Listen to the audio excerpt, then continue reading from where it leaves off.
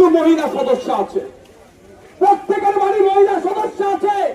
এই সমস্ত নরপিশাচদের হাত থেকে প্রত্যেকটা মামুনকে বাঁচানোর জন্য রাষ্ট্রীয় নামন আজকের আজ করে আমরা তিলোত্তম বুলের যদি বিচারের ব্যবস্থা করতে পারি দ্রুত, আগামী দিনে যাদের মনের মধ্যে পশুবৃত্তিগুলো আছে মনেতেই কবর, মনেতেই দাফন দিতে বাধ্য হবে।